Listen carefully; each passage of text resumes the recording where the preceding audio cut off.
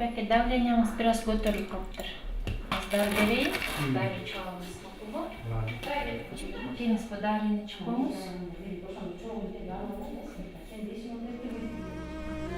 Кыргызстанда улгайган жана мүмкүнчүлүгү чектелген жарандар үчүн 6 социалдык стационардык мекеме бар. Анда 778 карыя күн кечирет. Биз дагы каралар күнүн отурлай 1 май райондук каралар үйүнө баш бактык. Интернаттын ичин бир зыйра кыдырып, абалы начар, оорукчан, алсыз карыяларга жолуктук. Алардын айрымдары басып туруп жүргөнү менен көпчүлүгүнүн ден соолугу көңүл сүйүнтөрлүк эмес. Ошентсе дагы алынын жетишинче аракет кылып, өз алдынча кыймылдап жүрүшөт.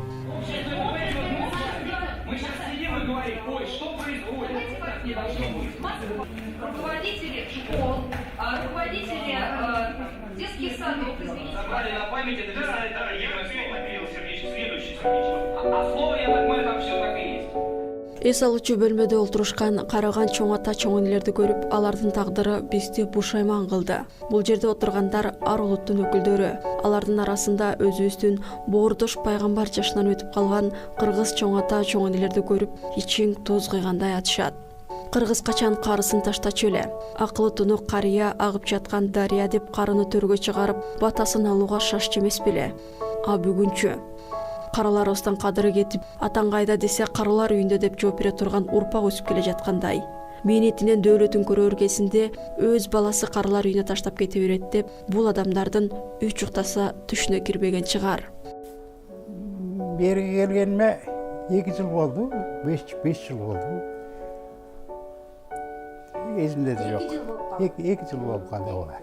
Туура 2 жыл болду. Инсульт болуп ооруп калып, анан акыбал ушундай болуп калды. Болбосо Татнакайлы Чуркайда иштеп жүргөм, университет. Балдарды окуттум, студенттерди окуттум. 20 жылдан ашык иштедим да. Ишим жакшы мага, ишим өзүмө жакшы да. Ну, жакшы зарплата алчумун как профессор. Балдар мындай жаловаться этишмес, добрый отношение кылчумун да. Өзүмдүн характеримде ушундай. Ааламдашу заманында кыргыздын маданиятын, каада салтын, адеп ахлагын тыштап, европалыктарды турап жатабызбы? Европада ата-энени сыйлоо деген жок кесе, балким биз да ошондой болуп баратабызбы деген ойго келесиң. Андай боло турган болсо, келечегибиз кандай болот?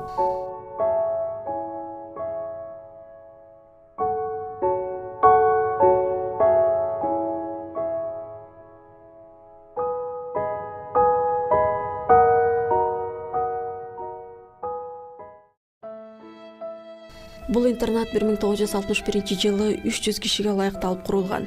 Учурда 218 карыя күн кечирип келет. Мамлекеттен тамак ашына ар бир карыга күнүнө 100 сом, дары-дармегине 12 сом бөлүнөт. Аларга мүмкүн болушунча шарттар түзүлгөн. Ашканасы, медпункт, эс алуу бөлмөсү, китепканасы, мончосу, намазканасы, тагытканасы бар. Ооругандар атайын медициналык кароодон өтүп, дарыланып турушат. Бул отделение бизде төшөктө жаткан аялдар отделениясы болуп эсептелет. Паллиативный отделение деп коебуз. Бүгүнкү күнгө бизде карлар үйүндө жеке карлар эмес, мүмкүнчүлүгү чектелген дагы 19 жаштан өтө бизде багылышат. Бүгүнкү күнгө 54 адам төшөктө жатат. Ошонун 44-ü памперс кийет. Бир күндө санитаркалар, дежурный медсестралар менен чогуу биргеликте дежурный медсестра, врачтар менен чогуу ушул адамдарды круглосуточный эмеге көзөмөлгө алып, давленияларын өлчөп, памперстерин алмаштырып, арты пролежни болбош үчүн бир орундан бир орунга бат-баттан которуп, сууга жуунтуп, чачтарын алып, тамак берип турушат. Бизде көбүнчө после инсульта, перенесенный инсульт деп коет. Ал инсульт алгандан кийин бир сторонасы бир өрөөн иштебей калат. Чайнаган жевательный рефлекс жоголуп кетет. Бир жагынан кашык менен салсаң мындайча айтканда, бир жагынан акканга туура келет. Ошондо бир санитарка баш аягы 24 памперс алмаштырат суткасына. Эмне деме керек? Барар көрөрү жокторго карылар үйү жогоруда санап өткөн шарттары менен жоктон көрө жогору. Кейиштүү нерсе ал жерде кайтыш болгон окуялар тез-тез кайталанып турат. Ооба, туура 2011 жылы мен келгенде ушу көпчүлүк биякта ушу тирүү жүргөн чал кемпирлердин көйгөйү ушул экен да. Бестиги дүйнөгө кетсек ушу адамдай болбой, жаныбардай болуп ушундай көңүл калабызбы, анан кийин ушундай кетчү экен деген көйгөйгө туш келдим. Анан изилдеп эметип көрсөм, чындыгында эле тиги баягы орус жарандар Европа түрүндө жарандар каза болгондо аларга баягы өзүнүн ирети менен өзүнүн жанакы гробу, анан жана башка нерселери менен коюлчу экен дагы, а мусулман жарандары жөн эле баягы ак астына бир шейшеп, үстүнө бир шейшеп менен эле анан баягы суу калмай жок, кепиндеген жок, жаназа дагы жок, ушундай кетчү экен. Анан албетте ушул нерсе аябай жүрөгүмдү өйүттү. Анан дароо эле а кезде биздин муфтиятта Чубак ажы эле муфтий. Анан ошо жака кат жолдодум. Ушундай бизге жардам бергиле, ушундай экен деп көйгөйдү чагылдырып, анан өзүм барып сурап, ошентип эметсек катчы бериңиз деди.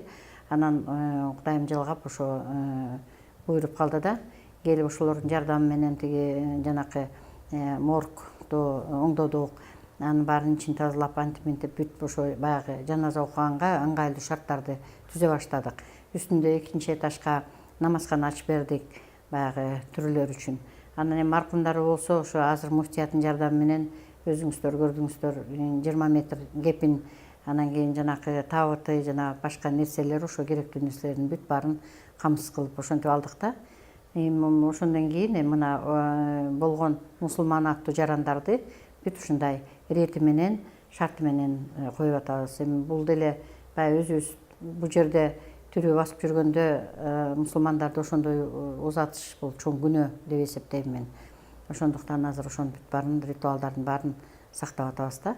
Эгерде жанакы Европа нациядагы жарандар болсо, алардын да өзүнүн иретин баягы шартын колдонгонго аракет кылабыз. Өзүнүн жана мечиттен, өзүнүн чиркөөсүнөн баягы молдосу келет, отпевание деп коет экен. Эгерде баягы тирүү кезинде ошого религияга тиешелүү болсо, келип баягы алар дагы өзүнүн эрежесин жасайт. Бүгүнкү күндө дүйнө жүзүндө 870 миллион кароосуз калган каралар бар. Байкоочулардын көз карашы боюнча кароосуз калган каралар жылдан жылга көбөйүп жаткандыгын айтышууда. 2020 жылы 60 өлкөдө 2 миллиардка жетерин болжолдошот. Ислам дининде ата-энени сыйлоо, урматтоо, алардын көңүлүн оорутпоо башкы милдеттерден болуп эсептелет. Шарият ата-энеге жакшылык кылууну Алла Тааладан кийинки эң чоң озипа деп билет. Ошондуктан ата-энебизди көзү барда сыйлай билели.